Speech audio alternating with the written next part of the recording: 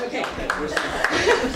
Good afternoon, and thank you so much for being here today. You are in for an amazing, amazing embarrassment of riches, as I like to say. Our afternoon has been very full. We had a wonderful round table for the scholarship winners with the professionals that are performing on today's bill, so that was great. My name is Sydney Halpin, and I'm the president of the New Jersey Jazz Society. That and $5, and I can take myself to Quick Trip. Not Starbucks. So today is a wonderful way to honor our scholarship winners. There are 4 of them, and they are listed in the program on the table, so you need to share a little bit because we were economizing. But if there's one around or whatever, take a look. The 2 young men that are performing here today were our winners in our performance category. Unfortunately, both Banks McNair and Grace Fox were already booked today. Well, Banks got ill and Grace was already booked. But anyway, we are so proud of all these young people. It's quite a process, and they were head and shoulders above the whole time through. So I want to say a few thank yous before we get started. One is to Anand Hughes-Poole, who isn't here, but has been unbelievably generous to our scholarship program and supporting it. If you too would like to help support the scholarship program, you can. There are some remit envelopes on the table. You can donate via our website, you can donate via check. You can donate today via the Square app that we have here. We can take your credit card information right down, or you can certainly take these home and send them back. It is the appeal season, so if you are an active member of the Jazz Society, there will be one of these coming to your home. They just aren't quite there yet. With a lovely letter and the whole bit, but today we were doing our best jazz work and improvising with what we had. So that's what this is. I also want to thank our board member Cynthia Fecady in the back there. She also very generously helped to support today and the luncheon and everything. So thank you, Cynthia. Dear friend Patty Graham, also in the back, who has helped keep things flowing back there, our concession stand. Remember that there is stuff back there, and the more you enjoy here, the less I have to load back into my car and take home, so feel free. There will be a quick break between the 2 acts because we have to do a little house shifting and whatnot. So without further ado, I introduce my colleague Sandy Josephson, who will introduce the players, etc. And as most of you know, we have a Rising Star feature in every issue of the magazine, and we also now have a Rising Star opening act. And so this is kind of a combination of both of those things, because when we learned who the scholarship winners were in June, we did an article on them in the June magazine, but then of course we invited them to perform here today. So it's been so long since I interviewed them after they won the scholarship. I just want to tell you a little bit about the two scholarship winners that are going to be playing today. On trombone, the winner of first prize for performance is Richard LaRouche, who is from East Aurora, New York, which is a suburb of Buffalo. And by the way, the scholarship winners, they're eligible one of 2 ways. Anyone who's enrolled in a jazz studies program at a New Jersey college or university, or it can be a New Jersey resident who is enrolled in any jazz studies program across the country. Both of our winners here today are enrolled in the Jazz Studies program at William Patterson University in Wayne. So Richard LaRouche is a trombonist who won first prize for performance. Joseph Foglia is tenor saxophonist from Raleigh, North Carolina, who won second prize. And just to refresh myself, I brought up the articles I wrote about them, just a little bit about them very quickly. Richard was already playing trombone when he heard that trombonist Steve Davis play at a concert, and he said to himself, I want to do what he's doing. And from that time on, he listened to every recording of Steve Davis he could hear, and then he learned about some of the legends like Slide Hampton and J.J. Johnson and Curtis Fuller. This summer, he was very busy. He attended the International Trombone Festival in Salt Lake City, Utah, and he attended a 2-week JAS Academy in Aspen, Colorado, which is headed by the bassist Christian McBride. Joseph told me that he really decided that he wanted to do this when he was in middle school, because he said the school band director, Renee Todd, created an encouraging learning environment.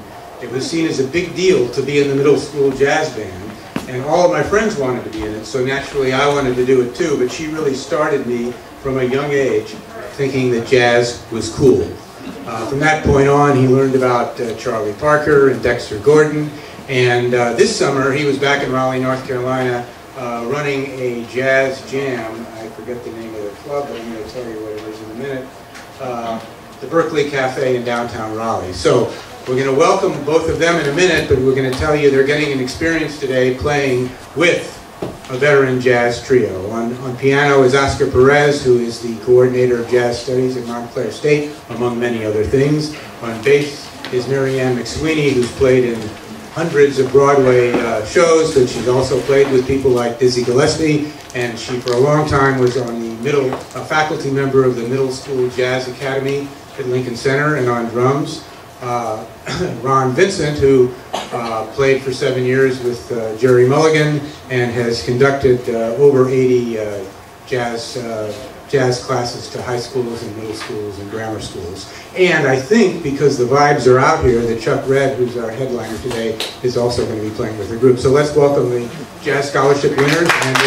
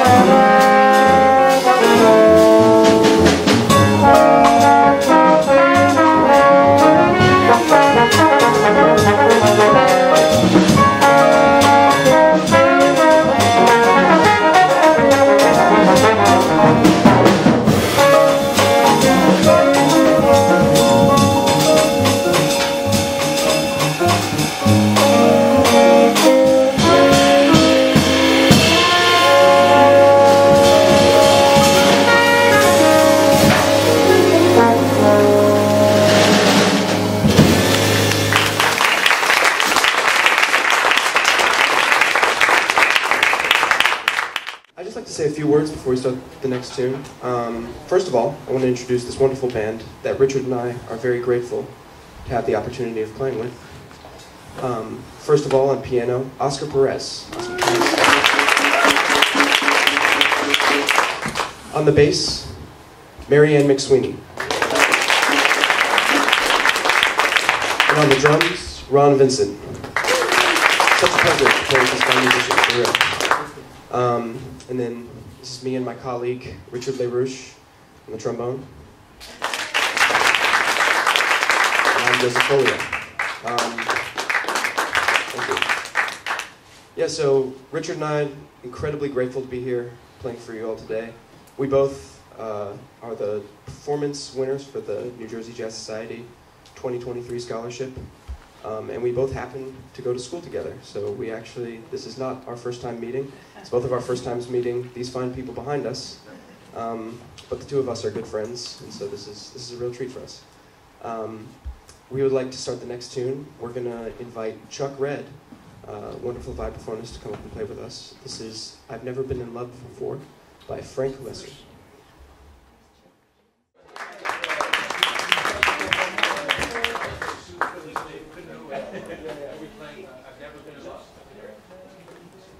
Good to see everybody.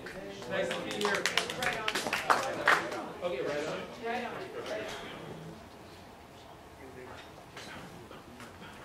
1, 2, and you know what to do.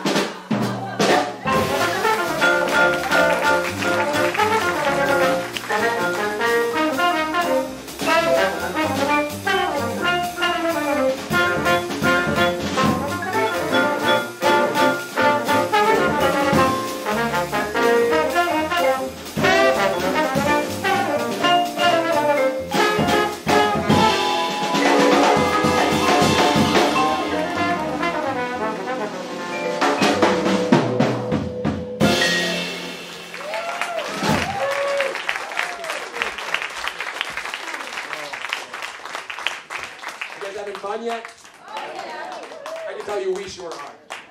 It's such an honor to play with such amazing people. And now we're going to continue with a beautiful ballad by Harry Link and Jack Strachey. Yeah, it's good. Entitled "These Foolish Things."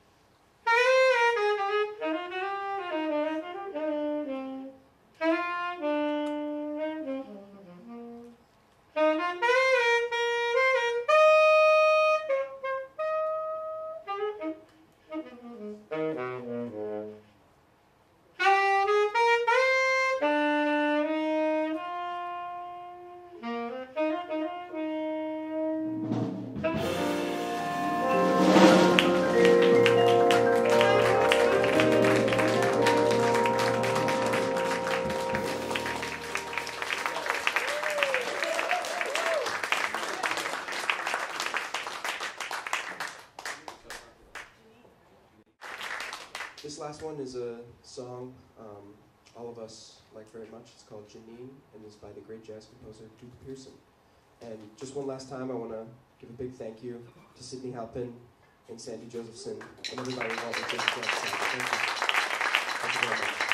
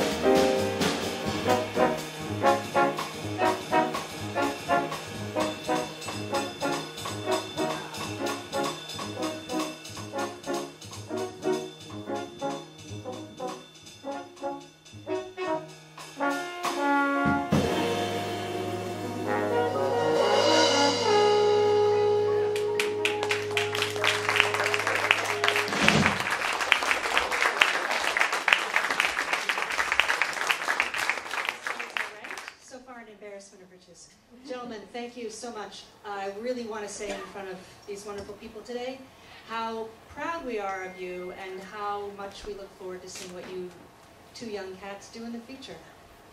I know Richard wants to go into education of some sort and will continue his studies.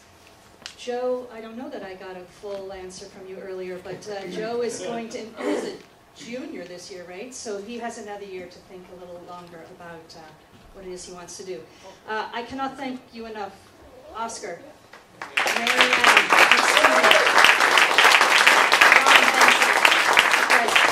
when I asked them if they would come and help and play with these fine young musicians, the answer was an immediate yes, so it was really grand. Thank you so very much.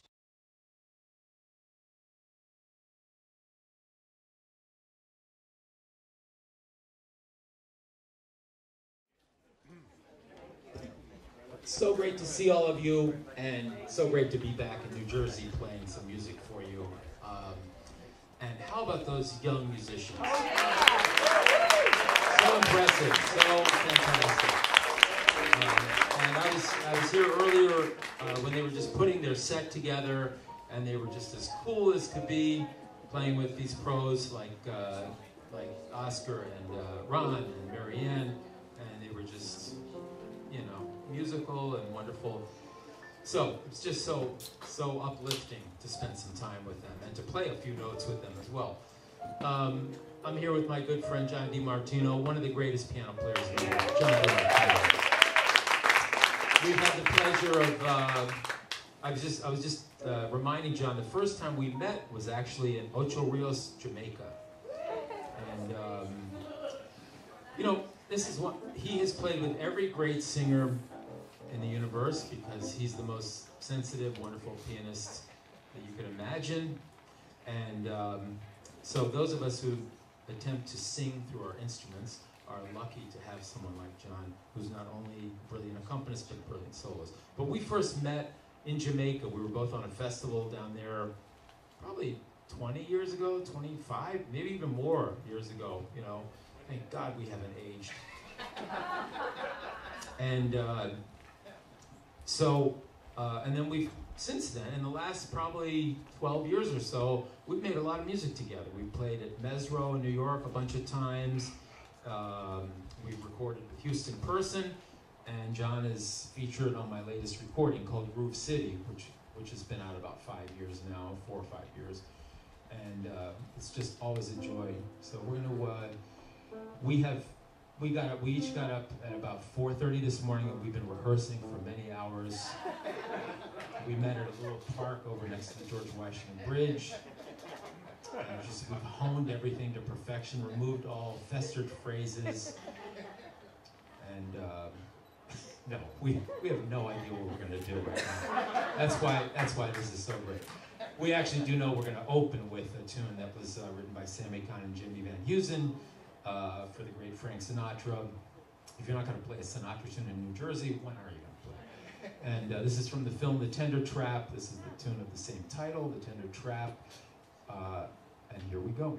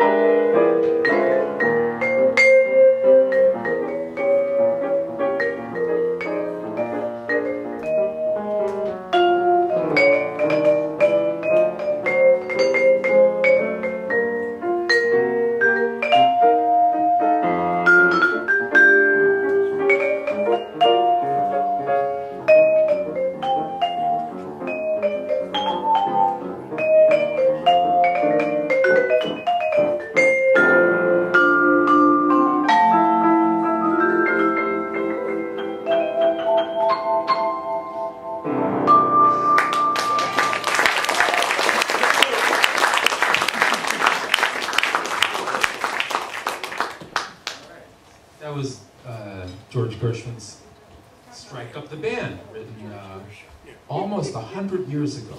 Hard to believe, it was written in the 20s.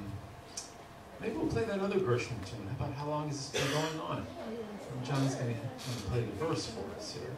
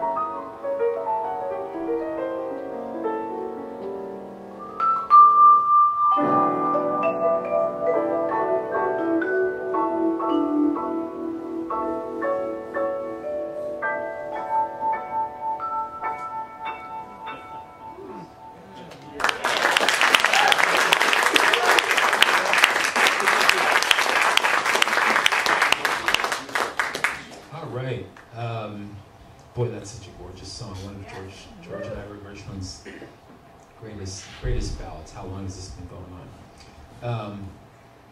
How about if we go to Brazil for a minute and play Wave? This is a Jobim classic called Wave. Some of you might know that I had the great fortune of playing for 19 years with the great Charlie Byrd, the guitarist. Remember Charlie Byrd? I like to say I live in a neighborhood that's a little south of the Holland Tunnel. It's called Washington, D.C. And but I've lived there my whole life and my whole career. And I was so lucky when I was coming up around Washington. I was playing with some big bands, and I had a mentor named Bill Potts, who was a great arranger. You remember Bill Potts? All right. Truly one of the greatest jazz arrangers, you know, from the 50s and 60s. He did a beautiful Porgy and Bess album called the Jazz Soul of Porgy and Bess. Have you guys heard that?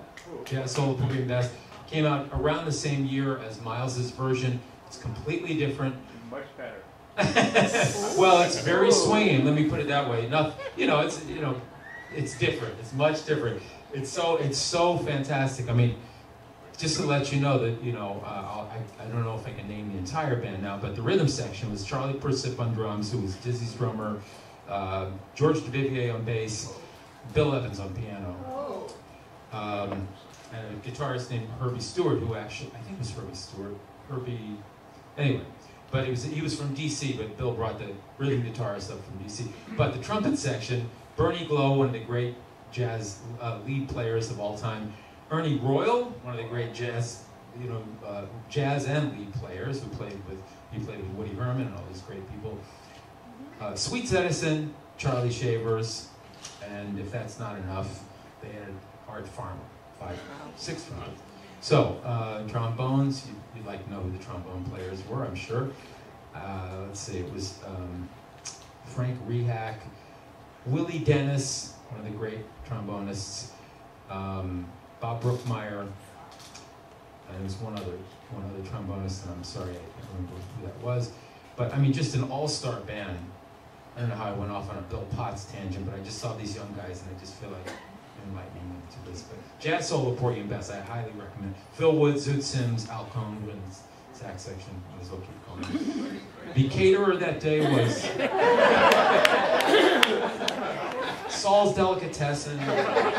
No, but anyway, so Bill Potts. I came up in D.C. That's the main point, and I got a phone call when I was about 20 years old, and it was from Charlie Byrd, and he said. It was from his agent, his manager actually, and he said, would you like to go to Australia on tour with him for 3 weeks and New Orleans for a couple of weeks? And it changed my life. I could trace back every single thing, including meeting John DiMartino, to that call, because I was with Charlie Byrd in Jamaica when I met John, and just, I got to know Ken Poplowski through John, through Charlie, and I played with Ken a lot through the years and his groups, just everybody. So I'm forever indebted to the great Charlie Byrd. And I always like to include some bossa nova music in my programs because Charlie was very important in bringing bossa nova to the United States in 1962. This is a tune that we played almost every night, and this is called Wave. And maybe I'll play a little something on top and get us into it.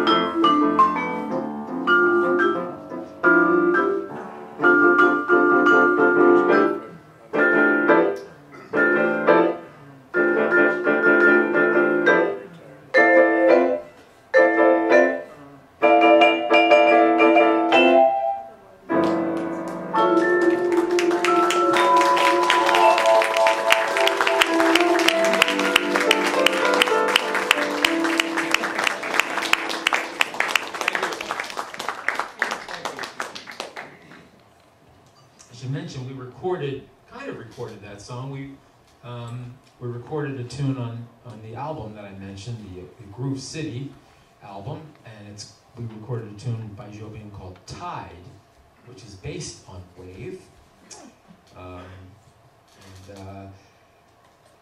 It sounds kind of like that, but every time we play it, it's different. But that's the idea. Did you ever meet Jobim? I never met Jobim. Joe asked me if I ever met Jobim. I came very close, and I got chills thinking about. Did you ever meet him? I met him once, yeah. You did. Wow. That was by accident. It was a benefit for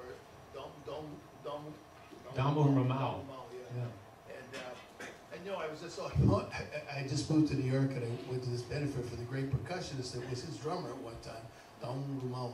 Actually, the way Brazilians say it, it just sounds like Domau. Run all together.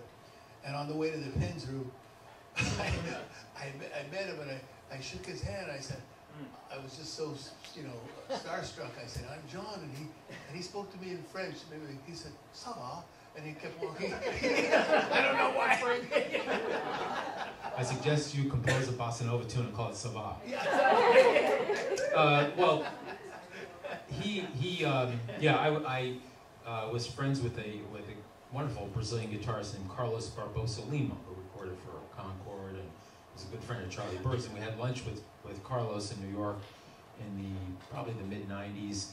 And Carlos said, I just saw Jobim, Charlie, and he said to say hi to you.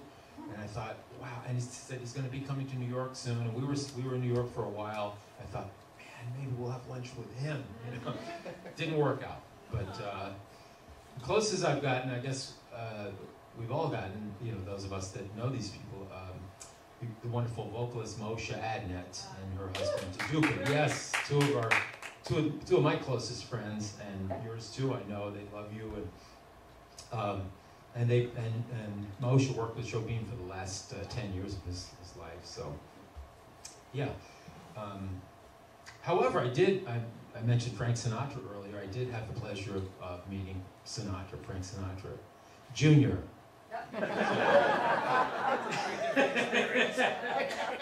Notice how when I said Frank Sinatra, nobody even said wow and nothing, because nobody believes it. So yes, I did meet Junior actually once, and he was a very nice guy. And when somebody introduced me to him, a good friend of mine introduced me to Frank Jr. and said that this Chuck plays vibes and drums, blah blah blah. And Junior said, "That's great." He said, "I studied percussion in school," which I had not known before, and it's some good information to have in case you're going forward if that question ever comes up. Okay, let's see here. What do we want to play next? Something by Monk. Something by Monk, yeah. Actually, we have one by Monk. We recorded Evidence. Can we do that? Yeah, we love this song, and it's. You like Evidence, Joe? Or did you who? Yeah. He's my favorite kid. He's Thelonious Monk, who's forever, rhythmic, swinging, and sometimes quirky and interesting, and this is no exception. This is, it's as much of a rhythm as it is a tune. It's just, but it's, and there's a lot of space. If you hear a lot of space, feel free to sing in the middle of it, or take it, dance. Okay, this is Evidence by Thelonious Monk, and it's based on the old song "Just You, Just Me," roughly based on. 1, 2, 1, 2, 3, 4.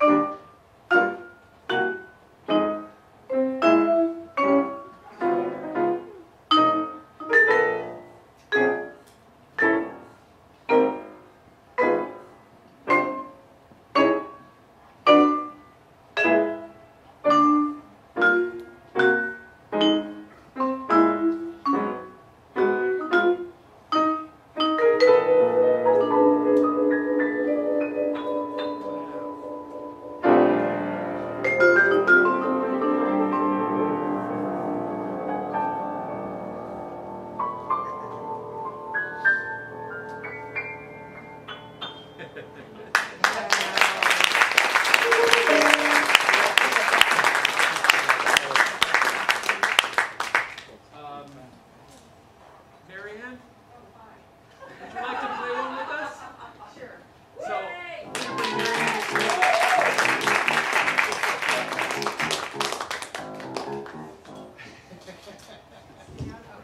It was so nice to see my friend Marianne McSweeney when I walked in this afternoon. She was playing with the scholarship winners. And as you know, we hadn't seen each other in quite a while. It was either in Roswell, New Mexico, or Newport, Oregon. But a few years ago. Right. I remember, but I remember. So we, once again, we spent a lot of time this morning talking this over, rehearsing it, sending each other scores and going over everything meticulously, and you'll know what I mean when we start.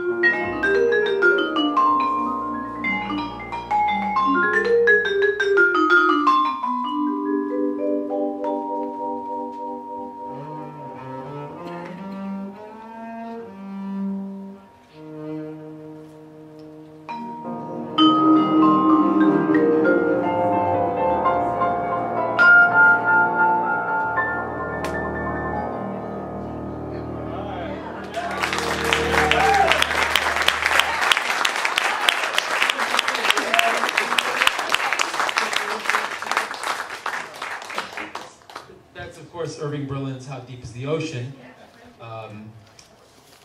Boy, saw Larry Golding's great organ player, piano player, a couple weeks ago.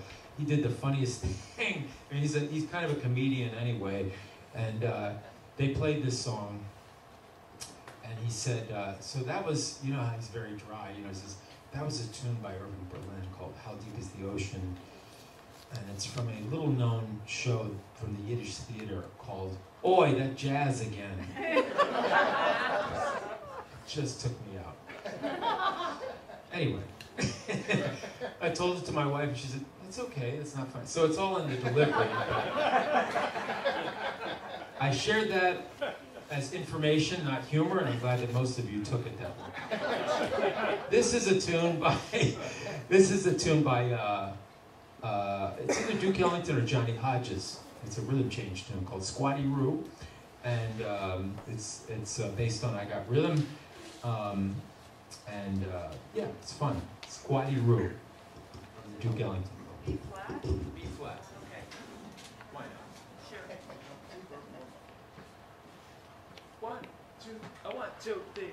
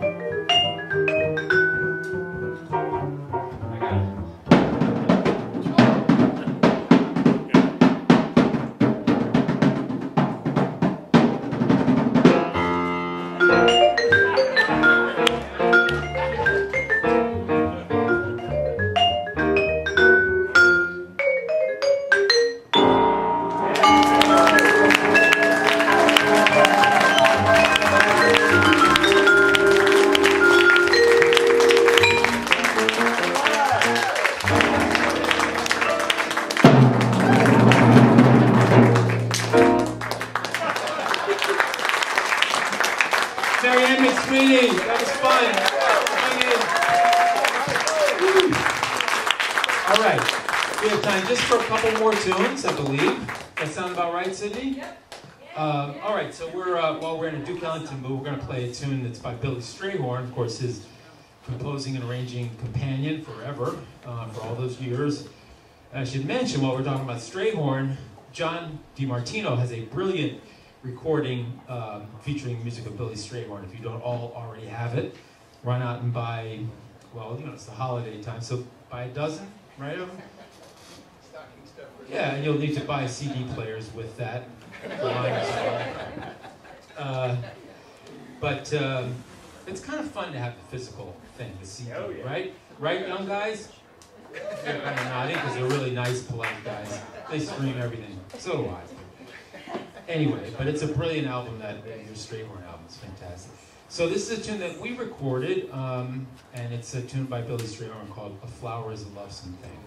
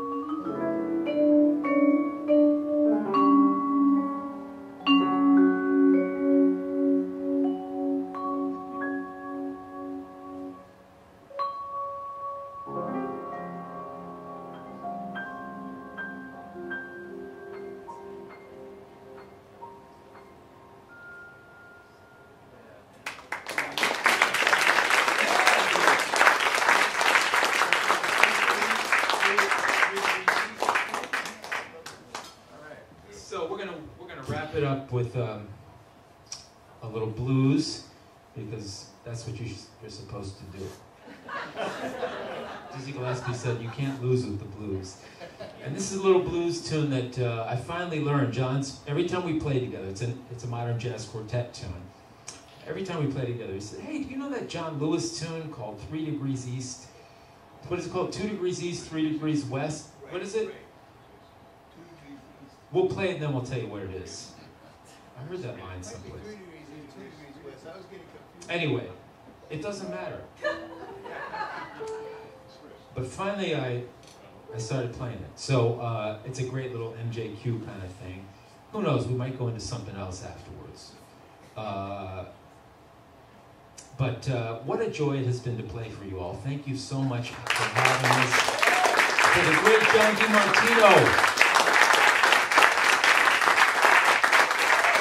I love my wife Gail. She always said John is one of her favorite musicians and one of her favorite piano players, of course. And we were listening to, over the pandemic, we listened to a lot of music, and we listened to a Freddie Cole record that John is on, and the way he accompanied. Gail said, it's almost like he has a third ear. Yeah, it's like, that's an interesting way of putting it. No, but she means it. It's like you just shape things, and it's just so inspirational to play with you. I've played many gigs over the years for Jersey Jazz, and I just have nothing but fond memories of, just like today, great audiences, discerning listeners, and nice people. And this is, like I said, no exception. It's really a joy to be back here, and thank you for having me. Once again, my name is Lionel Hampton.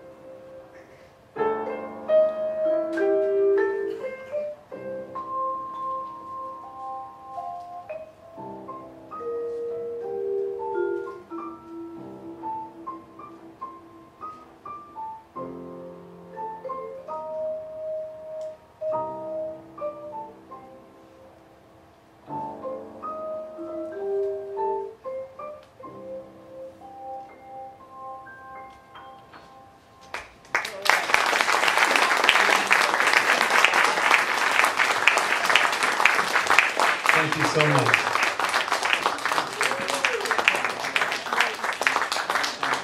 Oh, wow. What a day, huh? Thank you, Chuck. Thank you, John. And I just have I'm going to be the rolling credits here. I want to thank Marianne again. I want to thank our two young musicians, Joe and Richard. Such strong guys. I'd like to thank Don Brayton, who acted as music director for the first half of the show. He had to leave for a gig up at Jazz Forum tonight. John Petrowski, who is the director here at MCAC, as well as Caroline Romanelli, who we couldn't live without either of them. They were so much for us. Tom Salvis back on video camera, which was so great. Joe, thank you. Joe does our reviews for Jersey Jazz, so thank you, Joe, for being here and doing that.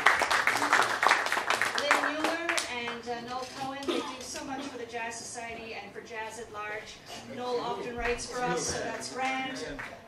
Mr. Jim Burns, the documentarian, is in the house today, and he has a new video coming, a new documentary, on Jimmy Van Heusen, which is going to be premiered, I believe, in February in Palm Springs. Is that true? It was on PBS before. Oh, okay. We're showing it in Palm Springs again. If anybody wants to come And if you can't quite make it to Palm Springs, I assure you we are going to do it here. I've already talked to Jim about that, so keep watch for when that will happen. And lastly, I would like to thank all of you for coming today and supporting New Jersey Jazz Society, supporting our young artists, supporting our seasoned artists. We can't do this without you. So we thank you so much, and we hope that you will be back here on the 10th of December when we have the Royal Lobsters. That will be an amazing, amazing evening of music, afternoon, whatever you want to call this. So please come back, and again, thank you so much. Have a marvelous holiday for Thanksgiving. This season is upon us already. Who could believe it? And we'll see you soon. Thank you so much. Get to the stage.